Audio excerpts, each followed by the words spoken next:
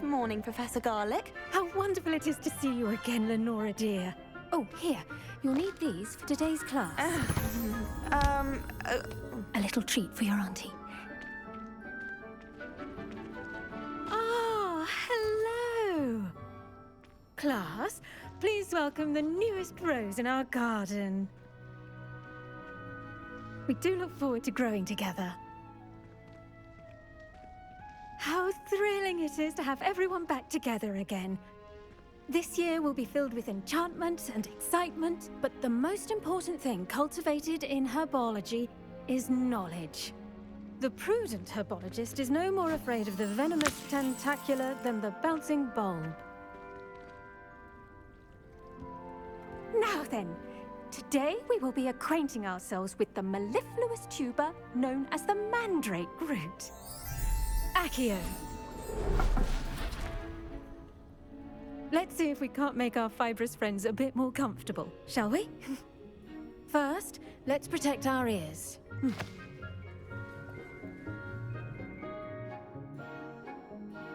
Now, everyone, grip their mandrake by the tendrils and give it a firm tug.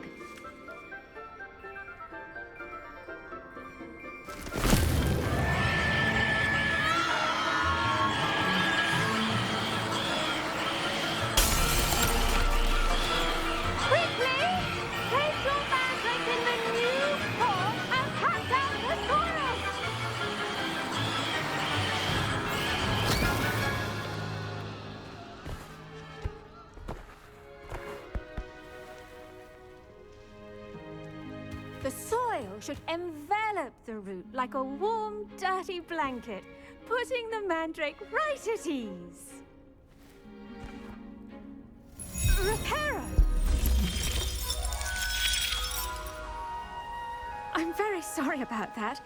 Yours was a bit mature, I'm afraid. All right then, off you go.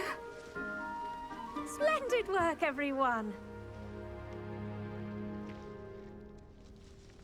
Now, for our next task, we'll be planting dittany at our potting tables. You can all get started. I need to have a brief word with our new student. I wonder if hippogriffs like knotgrass. Yes, Professor? Firstly, well done with your mandrake. They can be rather difficult to get a grasp of. Actually, I enjoyed it. I couldn't help but catch your enthusiasm. How kind of you. It seems you're already taking to herbology like a mandrake to fresh soil. Now, as I mentioned, next we'll be planting dittany. Let us find you some seeds. I already have some, Professor. Picked them up in Hogsmeade. You visited the Magic Neep. Wonderful! A prepared student is bound to bloom. I've arranged for you to have your own potting table here in the classroom. Wasn't easy to spare one on such late notice. Plant the seeds there now, and you can return to harvest them later. Even with soil, sunlight, and a bit of magic, they will take time to grow. Let's see how to balance my star thistle arrangement. Niffler's fancy or roses? Dittany's restorative properties make it a vital ingredient in the Wiggenweld potion, as you all should know from Professor Sharp's class.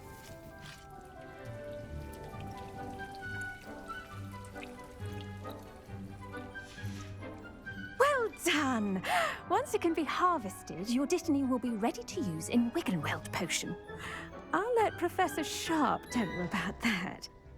Now, what say we branch out? Introduce you to a different sort of flora, the Chinese chomping cabbage. You'll find that some plants are better suited to uses outside of a cauldron. The cabbages do get testy without something to chew. Fortunately, I have a dummy for them to gnaw on.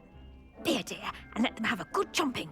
Yes, Professor. They're in the other greenhouse. It's just at the end of the footbridge leading out of this room. Your classmate, Mr. Pruitt, has kindly offered to accompany you. Come back and see me when you're finished. Oh, and mind your fingers. They do bite.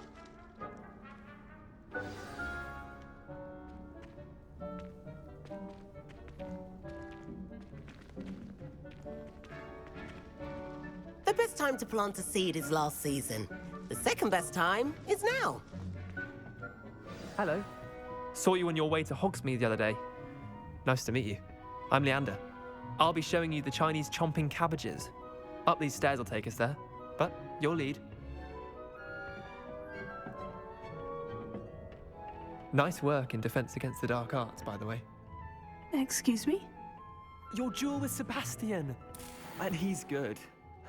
Thinks he's really good. But you outright slaughtered him. It was brilliant. Oh, well, thank you. I nearly put Sebastian in his place myself.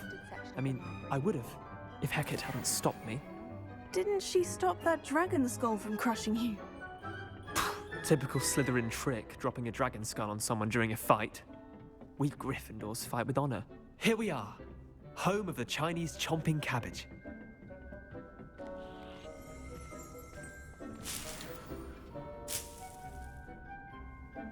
Go on, grab a few of those cabbages. Just mind your fingers. I almost lost a thumb. Now, see that dummy? Just toss the cabbages at it, and they'll do the rest.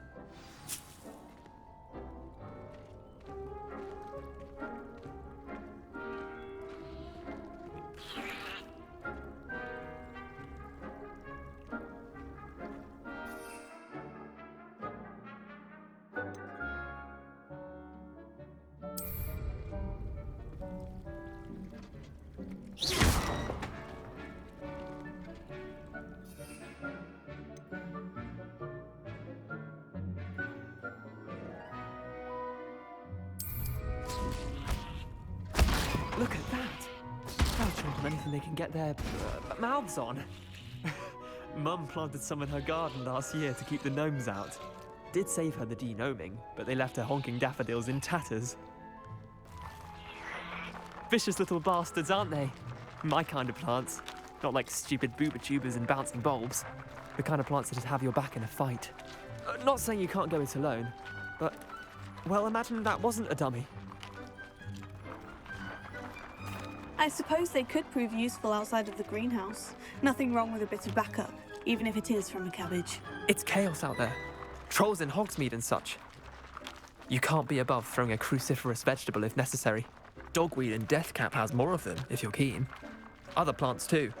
Ones your parents wouldn't plant in the garden. You get the idea. Anyway, we probably ought to head back to class. Take your time. I'll see you back in class.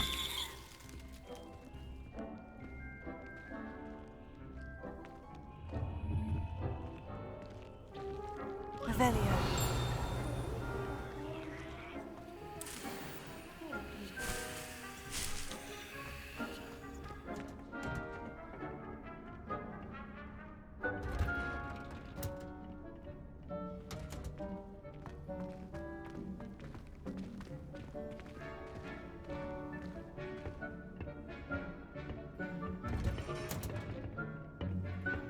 And with that helpful reminder as to why we should always wear our dragon hide gloves, I shall end our lesson here.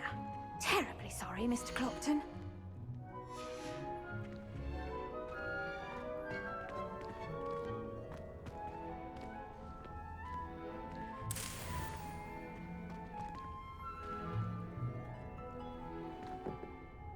I attended to the Chinese chomping cabbages, Professor. Remarkable plants, aren't they?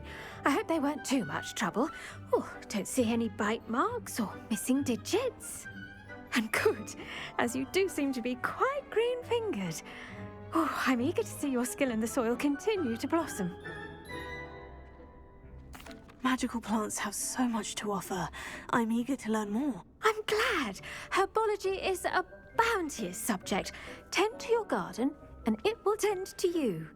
Huh. Well, I suppose that's everything. Do come by for a chat sometime. I so enjoy checking in with my new students.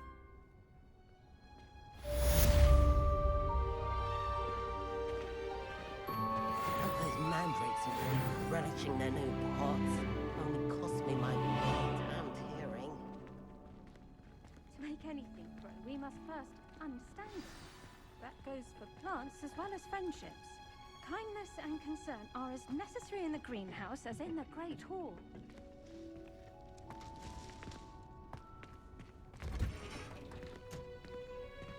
Revelio.